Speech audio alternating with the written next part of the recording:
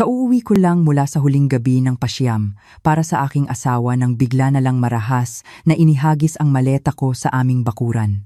Sumisigaw ng malakas ang biyenan ko sa harap ng aming mga kapitbahay. "Umalis ka! Palamunin ka lang dito!" Nang walang pagtutol, umalis ako habang hawak-hawak ang isang lihim na susi na iniabot sa akin nang yumaong si Ben bago siya pumanaw. Kakatapos lang ng huling pagdarasal ng Santo Rosario. Nag-iwan ito ng alingawgaw na humihiwa sa puso sa sala na ngayon ay tila napakalawak at walang laman. Ang amoy ng sampagwita na humalo sa amoy ng kandila ay nanunuot pa rin. Tila ito isang walang hanggang paalala na ang kamatayan ay kararating lang sa aming tahanan. Nakaupo ako sa isang sulok, isinasandal ang nangangalay kong likod sa malamig na pader. Sa aking kandungan, si Baste, ang aming kaisa-isang anak na 5 taong gulang, ay mahimbing na natutulog. May mga tuyong bakas ng luha sa kanyang mga pisngi. Hindi pa niya lubos na nauunawaan na ang kanyang Papa Ben, ang aking pinakamamahal na asawa, ay hindi na kailanman babalik para dalhan siya ng laruan o buhatin siya na parang eroplano. 3 araw pa lang, 3 araw mula nang agawin ng malagim na aksidente si Ben mula sa amin. Pula pa ang lupa sa kanyang puntod, basa ng ulan na bumubuhos tuwing hapon, na para bang ang langit ay nakikidalamhati rin. Namamaga ang aking mga mata, paos ang aking boses, at ang aking kaluluwa ay tila kalahating patay na kasama niyang inilibing. Ngunit, tila ang pighati na iyon ay para sa akin lamang. Sa kabilang bahagi ng silid, si Nanay Remedios, ang aking biyenan, ay nakaupo sa paboritong leather na sofa ni Ben. Walang bakas ng luha sa kanyang matandang mukha na alagang-alaga pa rin. Mula noong araw ng libing, umiyak nga siya, ngunit parang tuyo ang kanyang mga luha, walang damdaming nararamdaman. Sa ngayon, ang kanyang mga mata ay matalim na nililibot ang buong sala, na para bang kinakalkula ang halaga ng bawat bagay doon. Mula sa malaking flat-screen TV, sa aparador na puno ng kristal, hanggang sa set ng hapagkainan na gawa sa Nara. Sa tabi niya, si Stella, ang aking hipag, ay abala sa kanyang cellphone. Ang kanyang mga daliri ay maliksing sumasayaw sa screen. Paminsan-minsan ay may munting ngiti sa kanyang mga labi, na agad ding nawawala kapag may napansing nakikiramay na nagpapaalam. Mula kanina, mas abala siya sa pag-reply sa chat kaysa sa pagtulong na ligpitin ang mga baso ng tubig ng mga bisita. Eliana, binasag ni Nanay Remy ang katahimikan matapos makalabas ng gate ang huling bisita. Ang tono niya ay patag, malamig, walang bahid ng init na inaasahan mula sa isang lola na nawalan din ng anak. Tumingala ako, pilit na pinipigilan ang hikbi na malapit ng kumawala. "Opo, Nay, wala na ang mga bisita. Gisingin mo si Baste. Doon mo na lang patulugin sa kwarto sa likod. May mahalaga akong sasabihin sa'yo." Kumabog ng hindi maganda ang puso ko. "Hayaan na po muna natin si Baste dito, Nay. Kawawa naman kung gigisingin. Kalalalim lang ng tulog niya. At saka, gabi na po, hindi po ba pwedeng bukas na lang pag-usapan?" Masakit po talaga ang ulo ko. Umismid ng malakas si Stella, inilapag ang kanyang cellphone sa mesa na may malakas na kalabog. "Hay nako, wag kang ngang maarte, Eliana. Lahat tayo pagod, lahat tayo nagluluksa, pero kailangang magpatuloy ang buhay. Kakausapin ka ni Nanay tungkol sa kinabukasan, para din to sa kabutihan mo. Para sa kabutihan ko." Ang pangungusap na iyon ay parang napaka-plastic mula sa bibig ni Stella, na sa loob ng 5 taon ng aming pagsasama ni Ben ay hindi kailanman naging mabait sa akin. Hirap man, inayos ko ang posisyon ng ulo ni Baste sa una ng sofa at tumayo ako para harapin sila. Nanginginig ang aking mga binti, hindi lang dahil sa pagod, kundi dahil sa masamang kutob na unti-unting gumagapang sa aking lalamunan. "Ano po iyon, Nay?" Tanong ko ng mahina. Tinitigan ako ni Nanay Remedios mula ulo hanggang paa. Isang tingin na laging nagpaparamdam sa akin na ako'y maliit. Nasaan ang susi ng aparador sa master's bedroom? Natigilan ako. "Susi po ng aparador? Para saan po? Ang laman lang po noon ay mga damit ni Ben at mga papeles niya sa trabaho." "Huwag kang magkunwaring tanga, Eliana." Matalas na sabat ni Nanay Remedios. Tumayo siya. Dahan-dahan siyang lumapit sa akin. Ang kanyang dominanteng aura ay napakalakas. Si Ben ay anak ko, ang kaisa-isa kong anak na lalaki. Habang nabubuhay siya, siguradong nagtago siya ng mahahalagang dokumento doon. OR, CR ng sasakyan, mga time deposit, alahas, at ang pinakamahalaga, ang titulo ng bahay na to. Nanikip ang aking dibdib. 3 araw pa lang mula nang mamatay si Ben at tinatanong na nila ang titulo ng bahay. Bago pa man matapos gawin ang lapida ni Ben. Inay, nanginginig ang boses ko sa pinaghalong galit at lungkot. Wala pa pong 1 linggong namatay si Ben. Bakit niyo na po tinatanong ang mga ari-arian? Hindi ko pa po nasisilip ang kahit ano. Nagluluksa pa po ako. Kaya nga dahil kararating lang ng kamatayan, dapat agad na ma-secure. Sigaw ni Nanay Remedios, na nagpagalaw kay Baste sa kanyang pagkakatulog. Sinulyapan ni Nanay Remedios ang kanyang apo bago muling tumingin sa akin nang nanlilisik ang mga mata. Asawa ka lang, tagalabas ka. Kung may mangyari sa mga ari-arian ng anak ko, sino ang mananagot? Ang tunay na pamilya ang may karapatang mag-secure niyan. Hindi po tagalabas ang asawa. Nay, pagtutol ko. Sa pagkakataong ito, naglakas loob akong salubungin ang kanyang mga mata. Ako, si Eliana, ang legal na asawa ni Ben. Ina ng anak ni Ben. Sa batas at sa mata ng Diyos, may karapatan kami ni Baste. Tumawa ng mapakla si Stella. Ang kanyang tawa ay matinis at masakit sa tainga. Karapatan? Tumingin ka nga sa salamin, Eliana. Pinakasalan ka ni Ben noong wala kang kahit ano. Ang bahay na to, ang sasakyan, lahat yan pinaghirapan ng kapatid ko. Nakisakay ka lang sa buhay at nagpakasarap sa mga biyaya.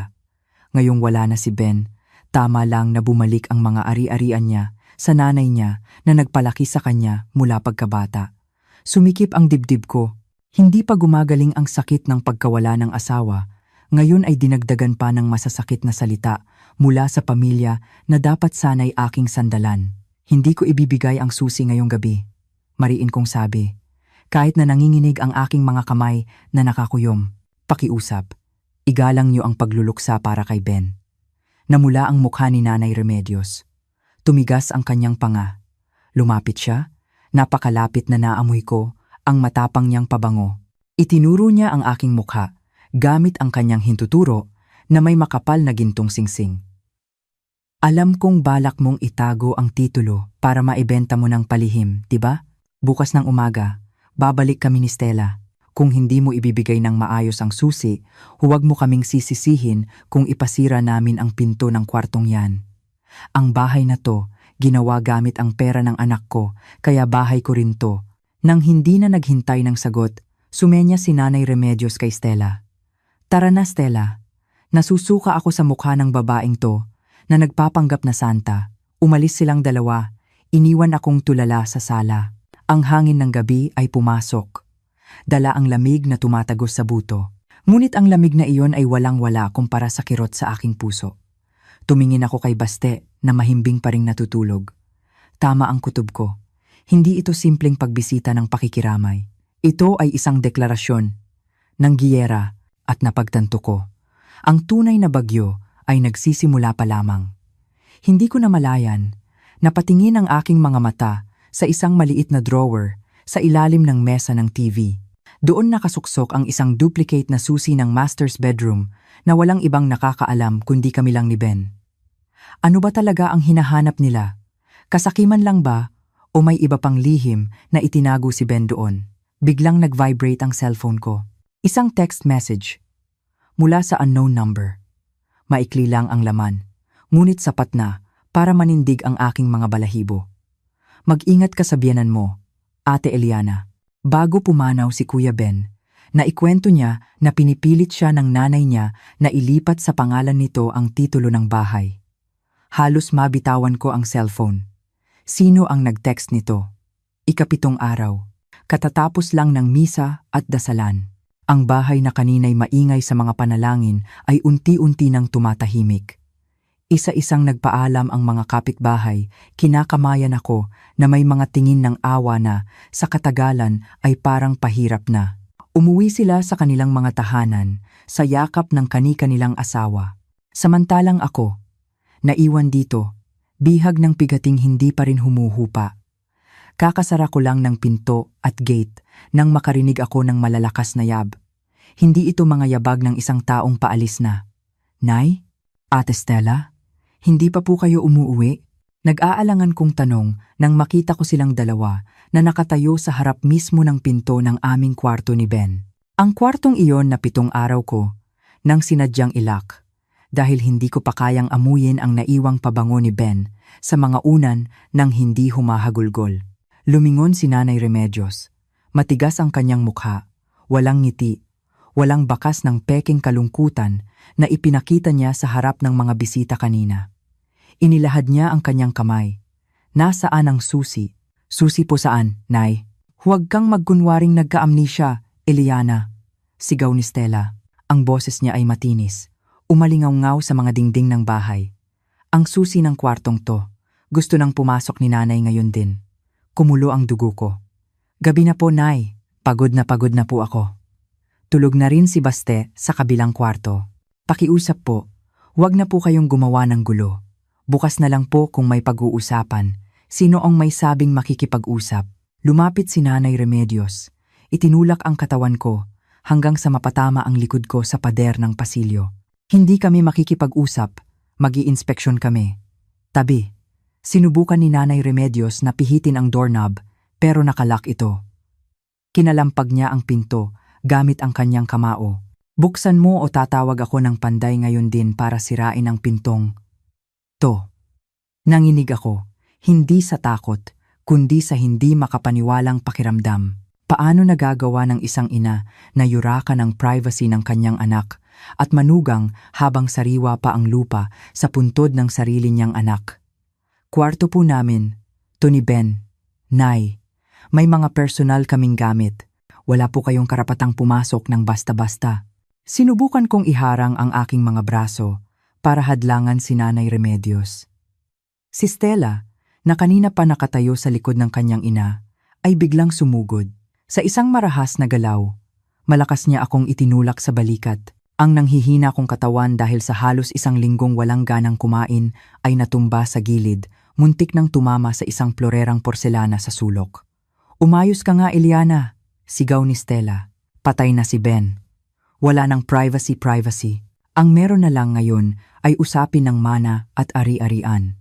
Huwag mo kaming hadlangan sa pagsalba sa yaman ng kapatid ko mula sa isang biyudang mapagsamantala na tulad mo bago pa ako makabawi ng balanse.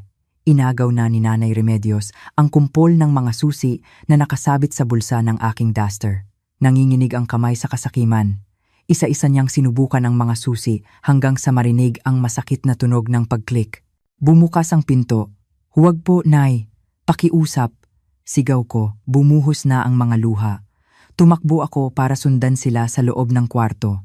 Ang tanawin sa harap ko ay dumurog sa aking puso. Ang kwartong iyon, ang aming sagradong lugar kung saan kami ni Ben, ay nagsama sa loob ng 5 taon. Ang lugar kung saan kami tumawa, umiyak, at nagplano para sa hinaharap.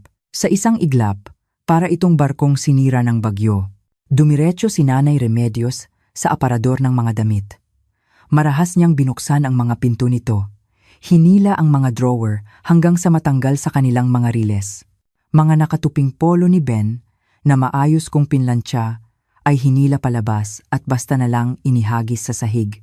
Ang paborito niyang asul na polo na huli niyang isinuot bago ang aksidente ay natapakan ng stiletto ni Stella.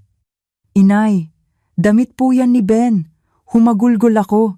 Lumuhod ako para pulutin ang polo at niyakap ito. Nandoon pa ang amoy niya. Amoy ng lalaki na may kaunting halong tabako na kanyang katangian. Pakiusap, huwag niyo pong tapakan. Diyos ko, Nay, anak niyo siya. Manahimik ka. Walang pakialam si Nanay Remedios. Patuloy niyang hinalughog ang laman ng aparador. Ang kahon ng mga relo ay pilit na binuksan. Ang laman ay ibinuhos sa kama. Nasaan?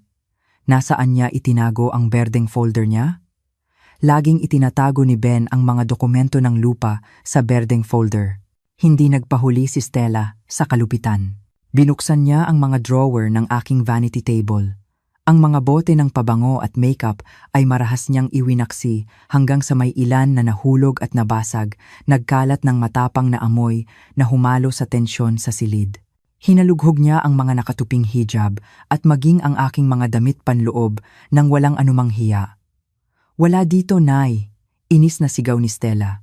"Siguradong itinago na ni Eliana." "Wala akong itinatago," sigaw ko sa gitna ng pag-iyak. Ni hindi ko pa nabubuksan ang aparador na to mula nang mawala si Ben. Lumingon si Nanay Remedios. Humihingal siya. Ang kanyang mga mata ay ligaw na nilibot ang buong silid, hanggang sa huminto ang kanyang tingin sa isang maliit na bakal na caja de hierro, safe, na nakabaon sa ilalim ng aparador. Doon itinatago ni Ben ang aming emergency cash at ilang mahahalagang papeles. Nagningning sa kasakiman ang mga mata ni Nanay Remedios. "Ayan, buksan mo yan." Itinuro niya ang safe at saka ako tinitigan ng matalim. "Buksan mo, Eliana. Ngayon din. Hindi ko po alam ang code." "Nay, pagsisinungaling ko." Itinuro sa akin ni Ben ang code noon birthday ni Baste. Pero hinding-hindi ko hahayaang mahawakan iyon ng kanilang mga sakim na kamay. Sinungaling. Hinablot ni Nanay Remedios ang dulo ng aking hijab. Hinila ang aking mukha para tumingin sa kanya. "Asawa ka niya. Siguradong sinabi niya sa'yo. O baka naman nilimas mo na ang laman, ano? Umamin ka." "Sumpaman po." "Nay, wala akong ginalaw diyan." Biglang lumuhod si Stella sa harap ng safe. Inilabas niya ang kanyang cellphone, binuksan ang notes sa isang chat application. "Subukan mo birthday ni Ben, Mali. Anniversary niyo?" "Mali. Checks." Umismid si Stella. Sandali siyang natahimik. "Subukan mo birthday ni Baste. 05, 10, 20. Tumigil sa pagtibok ang puso ko. Beep, beep, beep. Asterisk. Naging berde ang ilaw ng indicator ng safe. Narinig ang mahinang tunog ng mekanismo habang bumubukas ang lock. Nagdiwang si Stella. Bumukas. "Nay, grabe. Napakasinungaling talaga ng Eliana na to." Agad na lumuhod si Nanay Remedios. Itinulak si Stella para tumabi. Nanginginig ang kamay. Binuksan niya ng malapad ang pinto ng safe. Isang ngiti ng tagumpay ang sumilay sa kanyang mapulang labi. Handa na siyang salubungin ang bunton ng mga titulo ng lupa, OR, CR ng Pajero, at marahil mga gintong alahas. Ngunit, sa sumunod na segundo, ang ngiting iyon ay naglaho. Namutla ang mukha ni Nanay Remedios, at pagkatapos ay namula sa galit. Kinapa niya ang loob ng madilim na safe, inilabas ang laman, at inihagis sa sahig. Walang laman.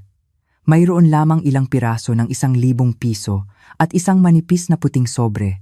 Walang makapal na berdeng folder na naglalaman ng titulo ng lupa na kanilang hinahanap. Walang OR, CR. "Nasaan?" sigaw ni Nanay Remedios. Basag ang boses sa tindi ng galit. Lumingon siya sa akin na may tinging nakamamatay, na para bang handa akong lunukin ng buo. "Nasaan ang titulo?" "Magnanakaw." Napatulala ako. Ako man ay nagulat. Ang alam ko, laging inilalagay ni Ben ang titulo doon. Bakit wala na? Tumayo si Nanay Remedios, dinampot ang puting sobre na naiwan sa sahig. Marahas niya itong pinunit. Sa loob, mayroon lamang isang piraso ng papel na may sulat kamay ni Ben at isang maliit na susi na kulay pilak. Binasa ni Nanay Remedios ang papel. Nanlaki ang kanyang mga mata at kinuyumos niya ang papel. "Walang hiya," bulong niya. Tinitigan niya ako ng may galit na hindi ko pa nakikita dati. "Ikaw! Siguradong ikaw ang nag-udyok kay Ben na gawin to, di ba? Ikaw ang nagsabi sa kanya na ilipat lahat. Ano pong ibig niyong sabihin, Nay? Wala po akong alam. Huwag kang magpanggap na inosente." Inihagis ni Nanay Remedios ang kinuyumos na papel sa aking mukha. Bumagsak ito sa aking kandungan. Nanginginig ang kamay. Pinulot ko ito at binasa. Ang malinis na sulat kamay ni Ben ay naroon. "Para sa mahal kong asawa. Kung binabasa mo to, ibig sabihin wala na ako. Itago mong mabuti ang susing ito. Huwag mong hahayaang mapunta sa kamay ng iba, lalo na kay nanay. Ito ang susi sa kinabukasan ninyo ni Baste.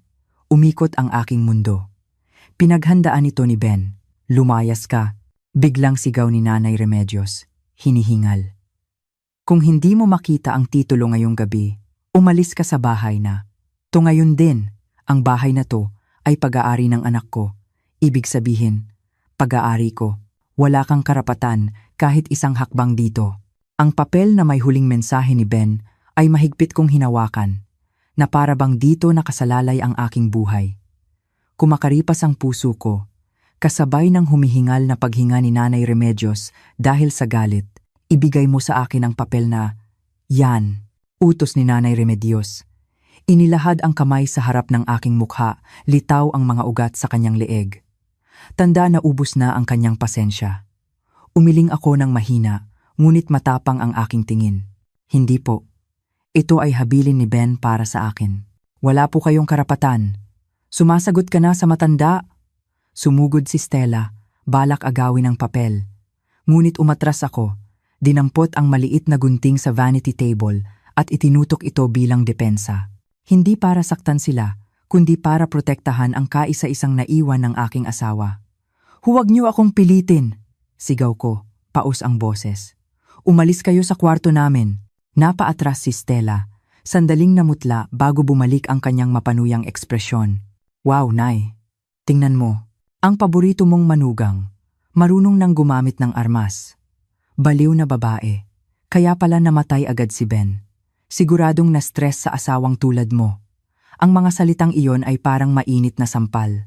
Muling bumuhos ang aking mga luha, ngunit hindi ko ibinaba ang gunting. Si Nanay Remedios naman ay mahinang tumawa. Isang tawang tuyo at nakakatakot. Sumenyas siya kay Stella na umatras. Hayaan mo siya, Stella. Walang halaga sa batas ang basurang papel na yan. Ang kailangan natin ay katibayan ng pagmamay-ari. Dahan-dahang naglakad si Nanay Remedios, paikot sa kwartong parang binagyo. Sinipa niya ang passbook ni Ben na nakakalat sa sahig. Pinulot niya ang isang lumang asul na folder na nasa ilalim ng tumpok ng mga damit. Ang folder na kanina'y inihagis ni Stella dahil inakalang walang kwenta. Binuksan ni Nanay Remedios ang folder. Nanliit ang kanyang mga mata habang binabasa ang laman. Isang tusong ngiti ang unti-unting sumilay sa kanyang mga labi. Heto na! Bulong ni Nanay Remedios na puno ng tagumpay. Ipinaharap niya sa akin ang folder. Tingnan mo to, Eliana. Basahin mo ng sarili mong mga mata. Iyon ay isang photocopy ng deed of sale kasulatan ng bilihin ng lot kung saan nakatayo ang bahay. Tingnan mo ang petsa. Turo ni Nanay Remedios sa petsa sa kanang itaas na sulok. April 12, 2018. Naaalala mo ba kung kailan kayo ikinasal? Natahimik ako, hindi makapagsalita. Ikinasal kami noong Oktubre-1018. Ang lupang to, diniinan ni Nanay Remedios ang bawat salita na may halong pang-aasar. Binili ni Ben 6 na buwan bago kanya pakasalan. Anong ibig sabihin nun? Ito ay exclusive property. Sariling yaman ni Ben. Hindi conjugal property. Hindi ninyo pinagsamahan. Pero, Nay, sabat ko, nanginginig ang boses. Ang lupa nga po binili bago kami ikasal, pero ang bahay, ang building na to, pinatayo namin ng magkasama pagkatapos naming ikasal. Nag-ambag po ako mula sa ipon ko noong nagtatrabaho pa ako sa bangko. Tumulong akong magbayad sa mga trabahador. Ako ang bumili ng mga tiles niyan. Ambag? Umismid si Nanay Remedios. Magkano lang ba ang sahod mo noon? Sapat lang sigurong pambili ng kurtina at basahan. Ang natitirang 90%, pera ng anak ko. Pera ni Ben. Hindi po totoo yan, Nay. Ang buong sahod ko noon, ibinibigay ko kay Ben para sa pagpapatayo ng bahay na to. Nasaan ang pruweba? Mabilis na putol ni Stella. May resibo ka? May notaryadong kasunduan na nag-invest ka? Kung wala, edi pera yon ng asawa. At ang pera ng asawa ay karapatan ng asawa. At ngayon, patay na ang asawa, kaya ang yaman niya ay babalik sa kanyang ina. Gumuho ang mundo ko. Ang kanilang lohika ay binabaluktot ang katotohanan. Niyuyurakan ang aking mga sakripisyo sa pag-aalaga kay Ben mula sa simula. Pinaramdam nila sa akin na ako'y walang halaga, na ang 5 taon kong paglilingkod bilang asawa at ina ay walang katumbas na piso. Makinig ka, Eliana. Lumambing ang boses ni Nanay Remedios na lalong nagpatindig ng aking mga balahibo. Nagsuot siya ng peking mukha ng pag-aalala. Isang manipulative na estilo na madalas niyang gamitin para kontrolin ang buhay ni Ben. Sinasabi ko, to para sa kabutihan mo, isa kang batang byuda, walang trabaho, walang kita. Kung ipipilit mong angkinin ang bahay na to, anong ipambabayad mo sa amilyar? Sa kuryente. Sa huli, mapapabayaan lang ang bahay na to. Lumapit si Nanay Remedios. Ngayon ay walang takot sa gunting na hawak ko. Tinitigan niya ako na parang isang batang mangmang. Nakasakay ka lang sa swerte noong asawa ka pa ni Ben. Ngayon, tapos na ang swerte mo. Ibalik mo ang ari-ariang ito sa aming pamilya. Bilang kapalit, bibigyan kita ng pampalubag loob, 50,000. Sapat na yon para makapangupahan ka ng 1 taon, 50,000. Ang aking dignidad at ang kinabukasan ng anak ko ay tinumbasan ng 50,000 peso para sa isang bahay na nagkakahalaga ng milyon-milyon. Ang bahay na ito ay karapatan ni Baste. Nay, mahina ngunit mariin kong sabi. Ang tunay na anak ni Ben, ang tunay niyong apo. Muling tumigas ang mukha ni Nanay Remedios. Agad na nabasag ang kanyang maskara ng pag-aalala. Bata pa si Baste, wala pa siyang legal na kapasidad. Ang karapatan sa pangangalaga ng kanyang ari-arian ay mapupunta sa pamilya ng ama kung ang ina ay ituturing na walang kakayahan. Naglakad si Nanay Remedios patungo sa pinto. Kasunod si Stella na may ngiti ng kasiyahan habang hawak ang photocopy ng deed of sale. Bago lumabas, lumingon si Nanay Remedios at nagbigay ng ultimatum na nagpatigil sa pagdaloy ng aking dugo. I-enjoy mo ang huling gabi mo sa malambot na kama na yan, Eliana. Bukas ng umaga, babalik ako dala ang locksmith para palitan lahat ng susi ng bahay na to. At kung magmamatigas ka pa rin, tinitigan ng matalim ni Nanay Remedios ang pinto ng kabilang kwarto kung saan natutulog si Baste. Ire-report kita sa DSWD sa kasong child neglect at illegal possession of property. Sa tingin mo, mananalo ka sa custody battle laban sa pamilya namin, isang mahirap na byudang walang trabaho? Pag-isipan mo yan. Blag. Malakas na isinara ang pinto ng kwarto. Iniwan akong mag-isa sa nakakabinging katahimikan. Nanlambot ang aking mga binti. Napaupo ako sa sahig sa gitna ng mga nagkalat na damit ni Ben. Niyakap ko ang aking mga tuhod, umiiyak ng walang tunog. Totoo ang banta nila. Hindi lang nila gustong kunin ang bahay, target din nila ang kaisa-isang dahilan ng aking pagkabuhay, si Baste. Sa gitna ng aking kawalan ng pag-asa, naalala ko ang maliit na susing pilak na nakita ko kasama ng sulat ni Ben. Anong susi ito? Kakaiba ang hugis. Hindi susi ng pinto, hindi rin susi ng padlock. Maliit at manipis, may nakaukit na numerong 303 sa ulo nito. Ito ba ang sagot sa palaisipan ni Ben? O isa na namang dead end? Biglang tumunog ulit ang cellphone ko. Isang text message, ang parehong numero kanina. Nakita na nila ang photocopy ng lumang deed of sale, no? Huwag kang mag-alala ate, pain lang yan. Inihanda na ni Kuya Ben ang senaryo kung mangyayari ito. Bukas, umagang-umaga, pumunta ka sa BPI Family Savings Bank sa sentro ng bayan. Hanapin mo si Attorney Hilario. Ipakita mo ang susi na may numerong 303.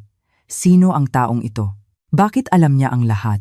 Bago pa ako makapag-reply, nakarinig ako ng malalakas na kalabog sa pintuan sa harap. Hindi si Nanay Remedios. Mas mabibigat at mas maraming kalabog. Buksan niyo to, barangay to. May report ng iskandalo sa bahay na to. Nanlaki ang aking mga mata. Anong paninira na naman ang ginagawa nila ngayong gabi? Ang mga kalabog sa pinto ay lalong lumakas, na para bang gusto nilang wasakin ang matibay na pinto. Kumabog ng sobrang bilis ang puso ko na parang masakit na sa dibdib. Sumulyap ako sa orasan sa dingding. 10:00 ng gabi. Sino ang mag-aakusa sa akin ng pakikiapid gayong nagluluksa pa ako? Dinampot ko ang instant hijab na nakasabit sa upuan. Isinuot ito ng padaskol-daskol at tumakbo papunta sa sala. Bago ko pa mapihit ang susi, narinig ko ang malakas na sigaw ni Stella mula sa labas. Lumabas ka dyan, babaeng walang hiya. Kalilibing lang ng asawa mo, nagpapasok ka na ng lalaki sa bahay. Nanginginig ang aking kamay nang buksan ko ang pinto. Agad akong nabulag sa liwanag ng mga flashlight na nakatutok sa akin. Sa labas, nakatayo ang kapitan ng barangay na may tensyonadong mukha, kasama ang 3 barangay tanod at ilang mga kapitbahay na lalaki na nakatingin sa akin ng may panghuhusga. Sa likod nila, si Stella ay nakapamewang na may ngiti ng tagumpay. Samantalang si Nanay Remedios, na galit na umalis kanina, ay umaarte ngayong humahagulgol sa balikat ng asawa ng kapitan. Ano po ito, Kapitan? Tanong ko na may paos na boses. Pilit na pinapakalma ang sarili kahit na parang bibigay ang aking mga tuhod. Bakit po kayo nagkakagulo dito? Huwag ka nang magkunwari, Aling Eliana, sigaw ng isang kapitbahay. Nakatanggap kami ng report mula kay Ma'am Stella na may lalaking pumasok sa bahay na tugaling sa likod kalahating oras na ang nakalipas. Nagluluksa ka pa naman. Kahihiyan yan, Aling Eliana. Dinudungisan mo ang pangalan ng ating barangay. Sumpaman po, Kapitan. Kasinungalingan yan. Sigaw ko, nagsisimula ng mamuo ang mga luha ng pagkataranta. Mag-isa lang po ako sa bahay kasama ang anak ko, si Baste. Wala pong ibang tao. Sinungaling. Sumugod si Stella. Itinuro ang isang sulok ng terasa malapit sa lalagyan ng sapatos. Kung walang lalaki, kaninong tsinelas yan? Napatingin ang lahat sa itinuro ni Stella. Doon ay may isang pares ng malaking leather na tsinelas ng lalaki na hindi pamilyar sa akin. Hindi iyon kay Ben. Maliit ang paa ni Ben at hindi siya nagsusuot ng ganoong estilo. Hindi ko po alam kung kanino yan. Sumpa po sa Diyos, Kapitan. Baka po may nagbato lang diyan, natataranta kong sabi. Biglang humagulgol si Nanay Remedios, isang pag-arte na karapat-dapat manalo ng award. Diyos ko, Ben, anak, kawawa ka naman. Ganito pala kabaho ang asawa mo, kaya pala ayaw niyang ibigay ang susi ng kwarto kanina, tinatago pala niya ang kalaguyo niya sa loob. Tinitigan ako ni Nanay Remedios ng tinging nakamamatay, pero ang boses niya ay ginawang nanginginig sa sakit. Eliana, nabigo ako sa'yo. Akala ko isa kang disenteng babae. Dinungisan mo pala ng kasalanan ang bahay ng anak ko. Hindi po. Alam niyo po napakanan niyo lang. To ni Ate Stella para sirain ako.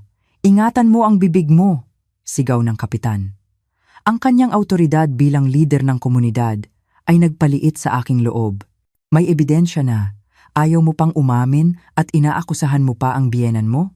Aling Eliana, para mapanatili ang kaayusan at maiwasan ang mas malaking gulo, hihilingin ko na palabasin mo ang lalaki o kami ang papasok para halughugin ang bahay. Sige po, halughugin nyo. Sumpaman po. Wala kayong makikitang kahit sino. Desperado kong hamon. Pumasok ang mga tanod, hinalughog ang bawat sulok ng bahay. Tiningnan nila ang guest room, kusina, hanggang sa banyo. Siyempre, wala silang nakita dahil wala namang ibang tao. Ngunit, nagawa na ang pinsala. Ngumisi si Stella habang bumubulong ng malakas para marinig ng mga tsismosang kapitbahay. Baka nakatakas na sa bintana sa likod noong kumakalabog tayo.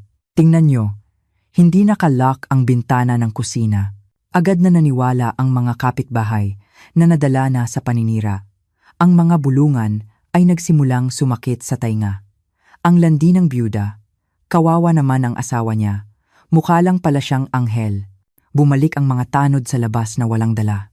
Wala po, Kapitan. Siguradong nakatakas na. Ayan na nga ba? Mabilis na sabat ni Nanay Remedios. Bigla siyang tumayo ng tuwid. Nawala ang kanyang malungkot na mukha at napalitan ng tunay niyang mabangis na anyo. Kapitan, bilang legal na may-ari ng bahay na ito at ina ng yumaong si Ben, hindi ko matatanggap na ginagamit sa kalaswaan ang bahay ng anak ko. Ngayong gabi rin, palalayasin ko ang babaeng yan. Nanlaki ang aking mga mata. Inay, bahay ko rin po to. May karapatan po akong manatili dito hanggang matapos ang panahon ng aking pagluluksa. Wala ka ng karapatan dahil sa kalaswaan mo, sigaw ni Nanay Remedios. Pumasok siya sa loob, dumiretso sa aking kwarto na bukas na ang pinto. Narinig ko ang tunog ng mga bagay na ibinabato. Pagkaraan ng ilang sandali, lumabas si Nanay Remedios habang hinihila ang aking malaking maleta. Binuksan niya ito, at marahas na isinilid ang aking mga damit. Hindi pa nasiyahan, Kinuha niya ang tumpok ng mga damit ni Baste mula sa basket at inihagis sa labas, sa paanan mismo ng kapitan. "Umalis ka! Dalhin mo na rin yung anak mo sa labas." Anak po ni Ben si Baste. "Nay." Humagulgol ako. Tumakbo ako para pulutin ang mga damit ni Baste na nagkalat sa maruming sahig. Wala akong pakialam. Kung ang ina ay malandi, sino ang makakasiguro na anak yan ni Ben? Dagdag pa ni Stella. Nag-alinlangan ang kapitan sa nakikitang karahasan, ngunit hindi siya nangahas na makialam sa mainit na away pamilya. "Aling Eliana, siguro mas mabuti kung umalis ka muna ngayong gabi. Hindi maganda ang sitwasyon. Kapag kalmado na ang lahat, saka nyo na pag-usapan." Pinalayas talaga ako na parang isang pusang may galis. Tumakbo ako sa kwarto ni Baste. Nagising ang anak ko, nakaupo sa kama na may malalaking matang takot na takot dahil sa ingay sa labas. "Mama, bakit po maingay?" Mahina niyang tanong. Hindi ko siya masagot.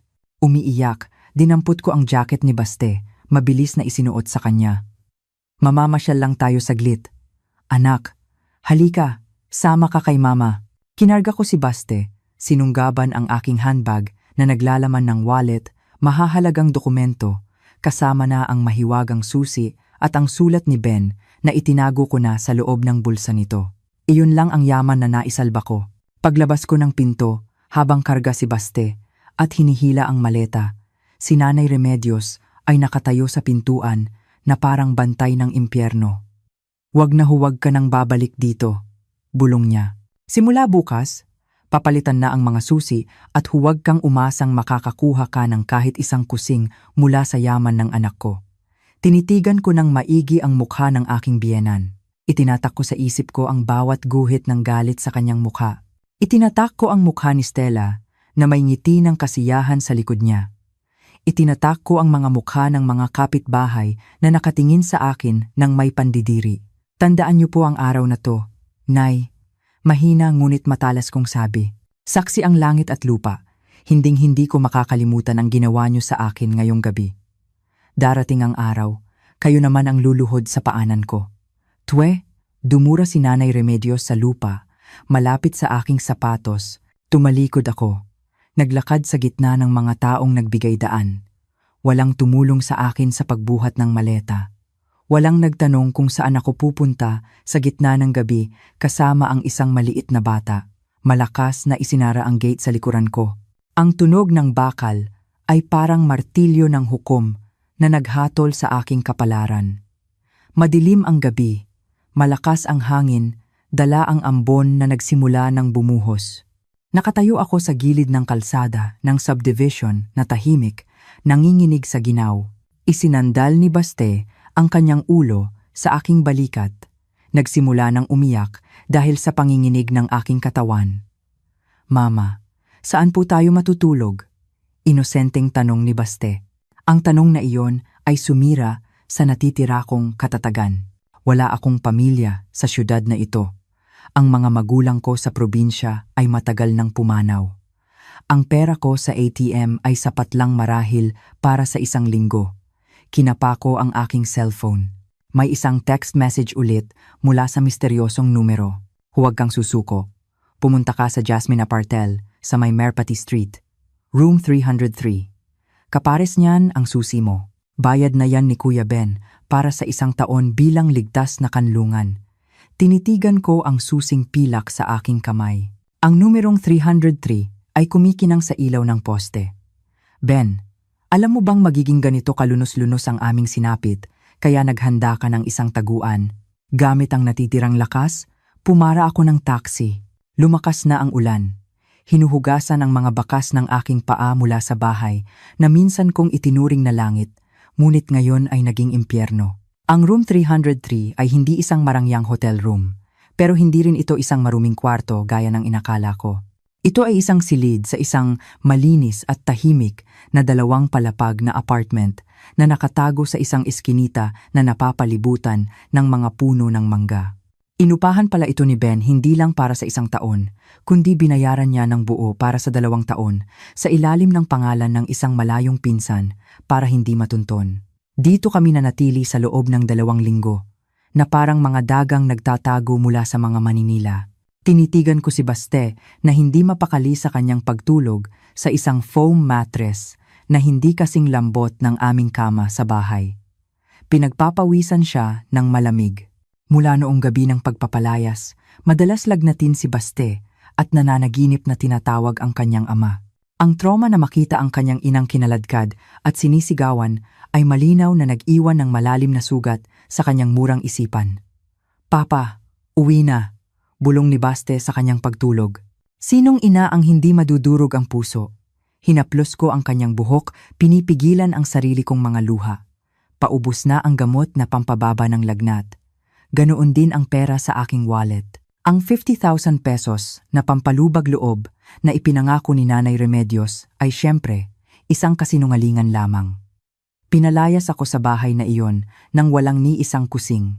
Bukod sa perang panggastos na natira sa wallet at kaunting ipon sa ATM na patuloy na nababawasan para sa pagkain at diaper ni Baste. Sumulyap ako sa aking cellphone na nakapatong sa maliit na mesa. May kaunting lamat na ang screen dahil nahulog noong tumatakbo kami noong gabing iyon. Nag-aalangan, binuksan ko ang social media. Alam kong sinasaktan ko lang ang sarili ko, pero pinilit ako ng kuryosidad. Aktibo ang social media account ni Stella. Isang pulang bilog sa kanyang profile picture ang nagsasabing may bago siyang story. Nanginginig ang kamay ko nang pindutin ko ito. Video 1. Si Stella ay nagse-selfie video sa sala ng bahay ko. Ang bahay na itinayo namin ni Ben. Ang pader na dating kulay cream na paborito ni Ben ay pinalitan ng isang masakit sa matang kulay orange. New vibes, buwisit alis. Bagong ambiyanse para swertehin. Sulat ni Stella sa caption, kumpleto pa ng nag-aapoy na sticker. Video 2. Nakatutok ang kamera sa harapan ng bahay. May tumpok ng mga lumang gamit na sinusunog. Napigil ko ang aking hininga nang makilala ko ang mga bagay na nilalamon ng apoy. Iyon ang sofa kung saan ko pinapasuso si Baste noong sanggol pa siya. Iyon ang bookshelf kung saan itinatago ni Ben ang kanyang koleksyon ng mga nobela. Narinig ko ang boses ni Nanay Remedios sa background, tumatawa habang naguutos sa isang trabahador. "Sunugin lahat ng pangit diyan, Manong! Huwag magtira ng basura." Video 3. Ito ang pinakamasakit. Nakatutok ang kamera sa isang malaking dilaw na tarpaulin na ikinabit sa itim na gate ng aming bahay. Ang nakasulat dito ay malinaw na para bang iniinsulto ang aking kawalan ng magawa. "For rush sale! House and lot. Direct buyers only.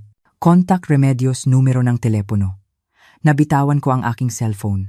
Nahulog ito sa kama. Ginagawa talaga nila. Ibinenta nila ang aming mga alaala. Ibinenta nila ang pinagpaguran ni Ben. Ibinenta nila ang kinabukasan ni Baste. At ginawa nila ito ng may kagalakan, na para bang nagbebenta lang ng basura at hindi ng mana ng sarili nilang anak at apo. Isang matinding galit ang gumapang mula sa aking sikmura. Umakyat ito sa aking lalamunan, na nagtulak sa akin na sumigaw ng pagkalakas-lakas. Pero hindi ko magawa. Wala akong kapangyarihan. Isa lang akong biyudang pinalayas, pinagbintangang nakiapid, at walang perang pambayad sa isang magaling na abogado. "Mama," isang mahinang boses ang tumawag sa akin. Agad kong pinunasan ang aking mga luha at lumingon. Nagising na si Baste. Malungkot ang kanyang mga mata. "Mama, gusto ko na pong umuwi sa bahay ni Papa. Mainit po dito. Gusto ko pong laruin yung mga kotse ko." Niyakap ko ng mahigpit ang kanyang maliit na mainit na katawan. "Konting tiis lang, anak." "Ha? Dito muna tayo maglalaro. Yung mga kotse mo, pinapaayos pa." Isa na namang kasinungalingan. Malamang, ang mga laruang iyon ay abo na sa bakuran ng aming bahay. Kinahapunan, nang medyo bumuti ang pakiramdam ni Baste, nagpasya akong lumabas sandali para bumili ng lugaw sa labas ng eskinita. Parang lumulutang ang pakiramdam ko dahil sa gutom, pero kailangan kong magpakatatag para kay Baste.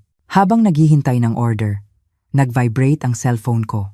Isang text message. Ang misteryosong numero na naman. 2 linggo siyang hindi nagparamdam. Akala ko, nakalimutan na niya ako. "Huwag kang malungkot sa nakita mong tarpaulin. Hayaan mo silang mag-enjoy sa tagumpay nila. Hayaan mo silang mag-renovate, magpintura, at magsayang ng pera para pagandahin ang bahay na yan. Kung gaano kataas ang lipad nila, ganoon din kasakit ang kanilang pagbagsak. Nanginginig ang daliri kong nag-type ng reply. Sino ka ba talaga? Bakit mo alam ang tungkol sa tarpaulin? Minamanmanan mo ba ako? Mabilis ang sagot. Ako ang taong may utang na buhay kay Kuya Ben at ginagampanan ko ngayon ang huli niyang habilin para protektahan ka. Bukas, alas 10 ng umaga, pumunta ka sa Cafe Ilustrado sa sentro. Magsuot ka ng pinakamaganda mong damit. Huwag kang magmukhang biktima. Sisimulan natin ang pagganti. Natulala ako sa screen. Pagganti? Gamit ang ano? Wala akong pera. Wala akong koneksyon. Ngunit ang sumunod na pangungusap ay nagpatindig ng aking mga balahibo. Dalhin mo ang iyong ID at marriage certificate. May makikilala tayo na magpapagsisi kay Nanay Remedios na isinilang pa siya alas 10 ng umaga. Nakatayo ako sa harap ng salamin ng Cafe Ilustrado. Tinitingnan ang aking sarili sa huling pagkakataon. Hindi ang kaawa-awang babae na nakita ko kagabi ang nasa refleksyon.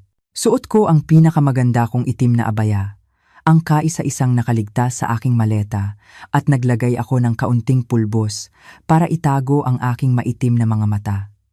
Hindi ako dapat magmukhang miserable. Tama ang mensahe ng misteryosong tao. Hindi ako dapat magmukhang biktima. Pilit kong pinatatag ang aking mga hakbang, kahit na kumakabog ng malakas ang aking puso, itinulak ko ang salaming pinto ng cafe. Ang amoy ng kape at bagong lutong tinapay ay sumalubong sa akin. Isang malaking kaibahan sa amoy ng kulob sa aming tinutuluyan. Ma'am Eliana? Isang waiter ang lumapit sa akin. Halika po, ma'am. Hinihintay na po kayo ni Sir sa VIP room. Sir? Sumunod ako sa waiter patungo sa isang silid na may frosted glass sa sulok ng cafe. Binuksan ang pinto. Doon ay nakaupo ang isang nasa katanghaliang gulang na lalaki na naka-Amerikana, humihigop ng kape habang nagbabasa ng isang makapal na folder. Kilala ko siya. Napigil ko ang aking hininga. Attorney Santos? Tumingala ang lalaki at ngumiti ng magiliw. Isang ngiting nakakapakalma. Si Attorney Hilario Santos ay isang senior na abogado, matagal ng kaibigan ng yumaong ama ni Ben na minsan nang tumulong sa mga legal na usapin ng kumpanya kung saan nagtatrabaho si Ben. Pero hindi ko alam na ganito sila kalapit. Maupo ka, Eliana. Mahinahon niyang sabi. Itinuturo ang upuan sa harap niya. Pasensya na kung pinaghintay kita at pinahirapan sa mga palaisipan sa loob ng 2 linggo. Kailangan kong siguraduhin na lumabas muna ng tuluyan ang mga ahas sa kanilang lungga bago natin sila paluin sa ulo. Naupo ako nang naguguluhan.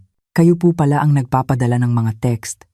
Ang susi sa room 303. Si Ben ang naghanda ng lahat ng yan. Putol ni Attorney Santos, naging malungkot ang kanyang mukha. Kinuha niya ang isang batik design na folder mula sa kanyang briefcase at inilagay sa mesa. 3 buwan na ang nakalipas, pumunta si Ben sa opisina ko. Mukha siyang malusog, pero may malaking pag-aalala sa kanyang mga mata. Sinabi niya na pinipilit na siya ng kanyang ina at ni Stella na ilipat ang titulo ng bahay sa pangalan ni Nanay Remedios dahil daw sa tradisyon. Napuyom ang aking kamao sa ibabaw ng mesa. Matagal na pala ang panggigipit na iyon nang hindi ko nalalaman. Itinago ito ni Ben para hindi ako mag-isip.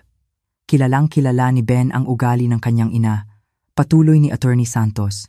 Alam niya na kung sakaling hindi maging pabor sa kanya ang tadhana, palalayasin kayo ni Baste na parang mga pusang gala. Mahal na mahal ni Ben ang kanyang ina.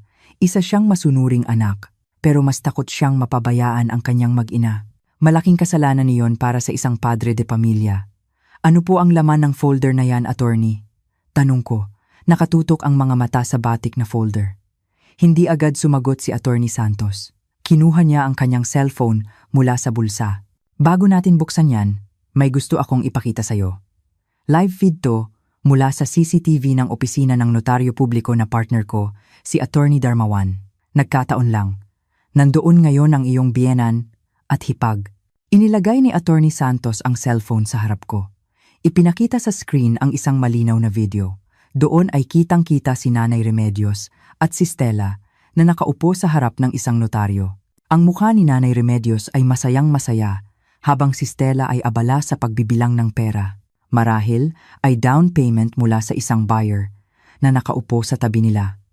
Nagsasara sila ng bentahan. Bulong ko. Ibinenta talaga nila. Pakinggan mo, sabi ni Attorney Santos habang nilalakasan ang volume. Mahina ang tunog, pero malinaw. So, paano po, Attorney? Boses ni Stella na naiinip. Okay na ang buyer sa 2.5 million. Nawawala ang original na titulo, pero dala namin ang photocopy ng lumang deed of sale at isang affidavit of heirship. Bilang ina, may karapatan po ang nanay ko na ibenta ang ari-arian ng anak niya, di ba? Gusto na po namin ng full payment ngayon. Sa screen, may tinatype ang notaryo sa kanyang computer. China-check ang online database ng Land Registration Authority. Kumunot ang noo niya. Nag-type ulit siya at umiling. Paumanhin po, Ginang Remedios, Ma'am Stella, sabi ng notaryo. Hindi po maaaring ituloy ang transaksyon. Anong ibig mong sabihin? Nanlisik ang mga mata ni Nanay Remedios. Huwag kang magbiro. Kailangan namin ang pera ngayon. Hindi po tungkol sa pera, ma'am. Kalmadong sagot ng notaryo habang ipinipihit ang monitor sa kanila. Ang sistema po ng LRA ay nire-reject ang datos ng lupang ito. Ang status ng lupa sa 10 Cendrawasih Street ay hindi na titled property sa pangalan ni Benigno. Nagbago na po ang status nito. Kumabog ng malakas ang puso ko. Nagbago? Anong ibig niyong sabihin? Lupa, yun ang anak ko. Sigaw ni Nanay Remedios. Ang datos po dito, sinuri ng notaryo ang screen ay nagsasabing ang lupang ito ay nailipat na ang status bilang isang waqf property. Ari-ari ang isinuko para sa kawang gawa. 2 buwan na ang nakalipas. Ang may hawak na po nito ngayon ay ang Benigno Charitable Foundation. Ang isang waqf property ay hindi maaaring ipagbili, ipamana o isangla. Ito po ay para na sa komunidad, ma'am. Naging napakabigat ng katahimikan sa cafe nang marinig ko ang mga salitang iyon, waqfe. Sa screen ng cellphone, ang mukha ni Nanay Remedios ay nagbago mula sa pula patungo sa puting-puti na parang papel. Nakanganga siya pero walang boses na lumalabas. Hinablot ni Stella ang mouse. Sinusubukang tingnan ang screen. Imposible. Gawa-gawa lang to ni Eliana. Ginamitan niya ng kulam ang sistema. Sigaw ni Stella na nagpatayo sa buyer sa tabi niya at nag-umpisang umalis, takot na masangkot sa gulo. Pinatay ni Attorney Santos ang video na may munting ngiti. Itinulak niya sa akin ang batik na folder. Buksan mo, Eliana. Nanginginig ang kamay, binuksan ko ang folder. Sa loob ay naroon ang isang opisyal na Deed of Donation and Waqf na may mga selyo at pirma ni Ben. Sa isang bahagi nito, nakasulat ang mga salitang nagpaiyak sa akin. Ang lupa at gusaling ito ay iniaalay upang pamahalaan ng foundation na may probisyon na ang karapatang tumira at makinabang usufructuary rights ay ibinibigay habang buhay sa aking asawa, si Eliana, at sa aking anak, si Baste, bilang kanilang tahanan at lugar para sa pag-aaruga ng mga ulila. Ben, humagulgol ako. Hindi lang niya ako binigyan ng bahay. Binigyan niya ako ng isang pader na bakal na hindi kayang sirain ng sinuman kahit ng batas ng estado. Ang isang waqf ay panghabambuhay. Walang sinumang makakapagpalaya sa akin doon dahil ako ang itinalagang Nazir o tagapamahala sa kasulatan. Kaya hindi ito maibebenta ni Nanay Remedios? Tanong ko sa gitna ng pag-iyak. Kailanman? Kahit isang hibla ng buhok? Hindi, mariing sagot ni Attorney Santos. At ang mas malala para sa kanila, nakatanggap na si Stella ng 500,000 pesos na down payment mula sa isang buyer kahapon. Nagastos na nila ang pera sa pagbili ng bag at pagbabayad sa utang sa online sabong ng asawa niya. Tinitigan ako ng matalim ni Attorney Santos. Ngayon, sila ang nasa bitag, Eliana. Nahaharap sila sa kasong estafa at panloloko dahil sa pagsubok na ibenta ang isang waqf property. Siguradong hahabulin sila ng buyer at wala silang pera. Ibinigay niya sa akin ang isang calling card. Hepe ng pulisya, yan, kaibigan ko rin. Kung gusto mo, ngayon din, pwede natin silang isumbong. Pinunasan ko ang aking mga luha Ang kalungkutan ay unti-unting napalitan ng isang malamig na pakiramdam. Ang sakit noong inihagis ang damit ng anak ko, ang kirot noong pinagbintangan akong nakiapid. Lahat ng iyon ay naging gatong. Nag-vibrate ang cellphone ko. Pangalan ng biyenan ko ang lumabas sa screen. Sumulyap si Attorney Santos at tumango. Sagutin mo, entablado mo na to. Huminga ako ng malalim, pinindot ang green button at idinikit ang cellphone sa tainga ng walang imik. Hayop ka, Eliana. Napakalakas ng sigaw ni Nanay Remedios na kailangan kong ilayo ang cellphone. Anong ginawa mo sa titulo? Bakit sinasabi ng notaryo na WACF to? Sinong mangkukulam ang ginamit mo, ha? Ang boses niya ay puno ng takot at gulat. Ngumiti ako sa unang pagkakataon sa loob ng 2 linggo. Assalamu alaikum. Nay, bati ko sa napakakalmadong tono, kabaligtaran ng kanyang pagkataranta. Nasa notaryo po pala kayo? Nagbebenta ng bahay ng isang foundation para sa mga ulila? Mag-ingat po kayo. Nay, ang pagkain ng yaman na para sa kawang gawa ay diretsyo sa impyerno. Dito sa lupa, kulungan. Sa kabilang buhay, parusa. Alam mo? Nauutal, nasabi ni Nanay Remedios. Siyempre naman po. Ako po ang tagapamahala, sagot ko. Nga pala, Nay, yung mga damit ko po na inihagis niyo, pakiayos na lang po ulit ha? Pakibalik sa aparador. Uuwi na po kasi ako bukas sa bahay ko. Pinutol ko ang tawag. Ang aking daliri ay may kasiyahang pinindot ang pulang button. Sa kabilang linya, naiisip ko si Nanay Remedios na sumisigaw na parang sinasapian sa loob ng opisina ng notaryo. Masaya ka na? Tanong ni Attorney Santos. Hindi pa po, sagot ko. Simula pa lang, to. Hindi pa nila nararanasan ang mapalayas sa gitna ng gabi habang umuulan. Tumango si Attorney Hilario. Tandaan mo, Eliana, ang kalaban na nasa sulok ang pinakadelikado. Alam na nilang hindi maibebenta ang bahay. Nawalan sila ng milyon-milyon. Pero ang mas malaki nilang problema ay yung P100,000 na down payment na kinuha ni Stella sa isang loan shark na nagpanggap na buyer. Ubus na ang pera at hindi pasensyoso ang taong yon. Ngayong hapon ang deadline. Kung walang titulo, doble ang bayad. Natahimik ako. Henyo talaga si Ben. Hindi lang niya prinotektahan ang aming ari-arian, hinayaan niyang ang kasakiman ng sarili niyang pamilya ang maging bitag nila. Ano po ang susunod na plano? Hindi ko plano. Pagtatama ni Attorney Santos. Entablado mo to. Bilang tagapamahala ng foundation, may karapatan kang sakupin ang bahay anumang oras. May kapangyarihan kang palayasin ang sinumang hindi dapat nandoon. Tinitigan ko ang aking reflection. Iyon pa ring mukha, pero iba na ang tingin. Ang iyaking Eliana na laging yumuyuko ay namatay na noong gabing pinalayas siya. Ihatid niyo po ako pa uwi, attorney. Mariin kong sabi. Babawiin ko ang bahay ng anak ko. Huminto ang itim na sasakyan ni Attorney Santos sa tapat ng gate ng bahay ko, ang bahay ng Benigno Charitable Foundation. Magulo ang itsura. Ang dilaw na tarpaulin ay punit na. Nagkalat pa rin ang mga sinunog na gamit. Nagsimulang sumilip ang mga kapitbahay. Pero ngayon, hindi ako yumuko. Naglakad ako ng tuwid. Hawak ang kamay ni Baste. Mama, uwi na po tayo? Nag-aalangang tanong ni Baste. May trauma pa rin siya. Opo, anak. Bahay mo to. Walang pwedeng magpalayas sa'yo dito. Pagtapak ko pa lang sa terasa, bumukas ang pinto. Lumabas si Stella na gusot ang mukha, maga ang mata. Nang makita ako, nagbago ang itsura niya. Hindi galit, kundi pagmamakaawa. Eliana, salamat sa Diyos. Nandito ka na. Tumakbo si Stella. Akmang yayakapin ako. Umatras ako, tinabig ang kanyang kamay. Huwag mo akong hawakan. Natigilan si Stella. Sa likod niya, lumabas si Nanay Remedios. Wala na ang kayabangan, napalitan ng pagod at takot. Eliana, anak, nag-alala kami sa'yo. Halika, pasok, ipagtitimpla kita ng tsaa. Huwag na po tayong magplastikan, Nay, matigas kong sabi. Nandito ako para kunin ang bahay na ipinagkatiwala sa akin ni Ben. At ayon sa patakaran ng foundation, bawal dito ang mga hindi autorisado. Namutla si Stella. Eliana, wag namang ganyan.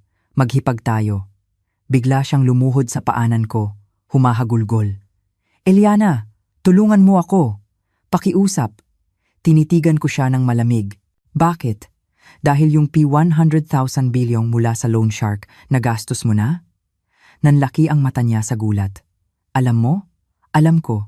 At alam ko rin na darating sila ngayong hapon para maningil.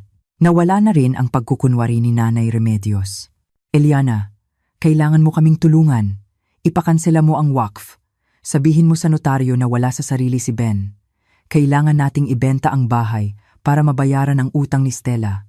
Mapapatay siya. Wala po akong pakialam diyan, Nay. Sagot ko. Ang wakfa ay pangako sa Diyos. Hindi pwedeng bawiin para lang ipambayad sa utang sa sugal. Manugang kang walang utang na loob. Bumalik sa dati si Nanay Remedios. Gusto mo ba kaming mamatay? Noong halos mamatay kami ni Baste sa gutom sa daan. Nag-alala po ba kayo? Sagot ko. Natahimik siya. Noon, dumating ang malalakas na ugong ng mga motor. 3 lalaking naka-leather jacket at may mga tattoo ang bumaba. May dala pang baseball bat ang isa. Namutla si Stella. Nasaan si Stella? Sigaw ng isa. Lumabas ka! Kailangan na ng boss ang pera o kukunin namin ang bahay na to. Sa takot ni Nanay Remedios, isang masamang ideya ang pumasok sa isip niya. Bago pa ako makagalaw, malakas niya akong itinulak paharap sa mga goons. Ayan siya, sigaw niya. Siya si Eliana, ang asawa. Nasa kanya lahat ng pera at titulo. Sa kanya kayo maningil. Ang 3 pares ng mababangis na mata ay tumitig sa akin. Ngunit naramdaman ko ang paghigpit ng hawak ni Baste sa akin. Ang takot ng anak ko ang naging lakas ko. Oh, ikaw pala ang may hawak ng pera, sabi ng goon. Bayaran mo kami ngayon, 100,000 plus, 10,000 pesos na interes. O kukunin namin ang bahay na to. Tama yan. Sa kanya kayo maningil, sigaw ni Nanay Remedios. Huminga ako ng malalim. Paumanhin, mga kuya, nagkakamali kayo ng tao at ng lugar. Huwag ka nang magsalita. Itinaas ng goon ang bat. Tigil! Umalingaw-ngaw ang boses ni Attorney Santos. Lumapit siya, ipinakita ang kanyang IBP ID at isang card na nagsasabing siya ay isang retired police general na consultant ng kanyang law firm. Ako si Attorney Hilario, ang abogado ng yumaong si Benigno at ng foundation na nagmamay-ari ng bahay na to. Bago kayo gumawa ng katangahan, alamin niyo muna ang batas. Utang ang pinunta namin dito. Attorney, walang kinalaman ang batas niyo diyan. Diyan kayo nagkakamali. Niloko kayo ng babaeng yan. Turo ni Attorney Santos kay Stella. Ang bahay na ito ay isang waqf property. Protektado ng Republic Act. Sinumang subukang kunin o sirain ito ay makukulong ng 5 taon. Nakahanda na ang report ko sa pulis kung gagalawin niyo ang gate na to. Nagkatinginan ang mga goons. Mga maniningil sila. Hindi mga kriminal na gustong makulong. So, hindi namin makukuha ang bahay? Hindi. At ang utang ni Stella ay personal niyang utang. Hindi yan sagutin ni Ma'am Eliana. Nag-iba ang sitwasyon. Binalingan ng mga goons si Stella. Hoy, manloloko! Nasaan ang pera ng boss namin? Patawad po, umiiyak na sabi ni Stella. Wala nang panahon. Kinuha ng mga goons ang motor ni Stella, ang kanyang bag, cellphone at alahas. Kulang pa to. May 2 araw ka para bayaran ang natitira. Kung hindi, ang kidney mo ang ibebenta namin. Humagulgol si Nanay Remedios. Lumuhod sa aking paanan. Eliana, tulungan mo kami. Bayaran mo muna. Gamitin mo ang pera ni Ben. Tinitigan ko siya ng malamig. Ang pera ni Ben ay para kay Baste, isang ulila. At labag sa batas ng Diyos na gamitin ang pera ng ulila para ipambayad sa utang sa sugal ng kanyang tiyahin. Umalis ang mga goons, iniwan ang nagwawalang si Stella at si Nanay Remedios. Tapos na ba ang drama? Tanong ko. Naglakad ako papasok ng bahay, humabol sila. Sandali, sabi ko. Bahay ito ng foundation. Ako ang tagapamahala. Kayo ay mga bisitang hindi imbitado na nawalan ng karapatang manirahan dito. Papalayasin mo kami? Sigaw ni Stella. Hindi ako kasing sama nyo, sabi ko. Alam kong wala kayong pera. Pwede kayong manirahan dito. Ngumiti ako. Pero bilang mga katulong, kayo ang magiging tagalinis. Ang tirahan nyo ay ang kwarto ng katulong sa likod. Ang trabaho nyo ay maglinis ng bahay bago dumating ang mga ampon mula sa orphanage sa susunod na linggo. Namula sa galit si Nanay Remedios. Walang hiya ka. Biyenan mo ako. Nasa inyo ang desisyon, sabi ko. Matulog sa kwarto ng katulong na may libreng pagkain o matulog sa labas at hintayin ang pagbabalik ng mga goons. Nakita ko ang pagbagsak ng kanyang balikat. Talo siya. Huwag mong ilak ang pinto. Mahina niyang sabi. Binuksan ko ang pinto. Dumaan kayo sa gilid. Huwag niyong tapakan ang sala. Kalilinis ko lang. Habang naglalakad sila ng nakayuko, tumunog ang cellphone ko. Isang text, may kalakip na litrato ng puntod ni Ben. Mula sa tagapag-alaga ng sementeryo. Ma'am Eliana, may kahina-hinalang tao pong naghukay malapit sa puntod ni Sir Ben. Noong sinita ko, tumakbo at iniwan tong balutan.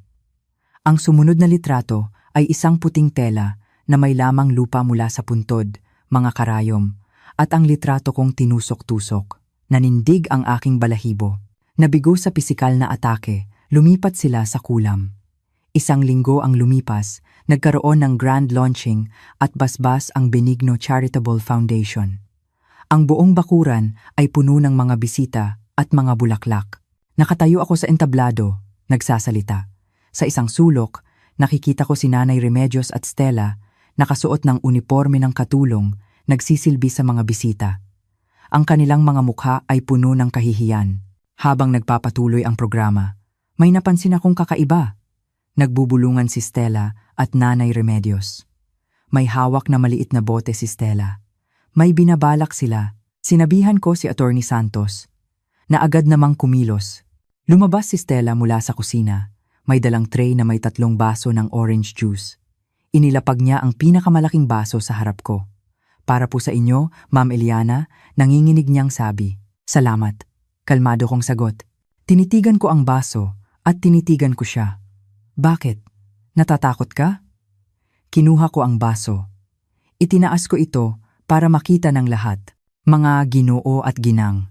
Bago po tayo magpatuloy, may espesyal na palabas po mula sa aking hipag. Ate Stella, pakiusap. Inumin mo to para ipakita ang iyong katapatan. Namutla si Stella. Para sa'yo yan. Kung orange juice lang to, bakit ka natatakot? O baka may halo itong sikretong sangkap mula sa balutan ng tela na ibinaon niyo sa puntod ni Ben kahapon? Nagkagulo ang mga tao. Paninira yan, sigaw ni Nanay Remedios. I-play ang video, utos ko. Sa malaking screen, ipinakita ang CCTV footage mula sa kusina kanina lang. Malinaw na nakita ng lahat si Stella na nagbubuhos ng itim na pulbos sa baso ng juice habang si Nanay Remedios ay nagbabantay. Astagfirullah, sigaw ng imam. Gumuho ang mundo ni na Stella. Hindi ko ideya yan, sigaw niya. Itinuturo ang kanyang ina. Siya ang nag-utos sa akin. Sinabi niya na kapag nabaliw o namatay si Eliana, makukuha natin ang custody ni Baste at ang yaman. Manahimik ka, anak na walang utang na loob, sinampal ni Nanay Remedios si Stella. Tama na, sigaw ni Attorney Santos. Isang patrol car ng pulis ang pumasok sa bakuran kasama ang tagapag-alaga ng sementeryo. May report kami ng paninira ng libingan at attempted murder. Habang pinupusasan si Stella, biglang nanigas si Nanay Remedios. Ang kanyang mukha ay namutla, tumabingi ang bibig, at bumagsak siya sa sahig. Na-stroke. Ang karma ay hindi naghintay. Dumating ito agad-agad. 1 taon ang lumipas. Ang bahay ay naging isang masayang tahanan para sa 20 batang ulila. Ako na ang namamahala ng foundation. Si Stella ay nakulong ng 8 taon. Ang sindikato ng Loan Shark ay nabuwag ng mga pulis. At si Nanay Remedios, nasa isang silid sa likod, paralisado, inaalagaan ko siya, araw-araw. Hindi dahil sa pagmamahal, kundi dahil ito ang aking tungkulin. Walang salitang lumalabas sa kanyang bibig, pero sa kanyang mga mata, nakikita ko ang walang hanggang pagsisisi. Umiiyak siya tuwing sinusubuan ko siya, marahil naaalala ang lahat ng kanyang kasamaan. Ito ang kanyang kulungan, ang sarili niyang katawan. Sa labas, si Baste, na ngayon ay 6 na taong gulang na, ay masayang naglalaro kasama ang kanyang mga bagong kapatid. "Mama!" sigaw niya, yumayakap sa akin. Isang magarang sasakyan ang huminto. Bumaba si Attorney Santos kasama ang isang binatang donasyon na madalas dumalaw sa foundation. Ngumiti ako, isang ngiti ng kapayapaan.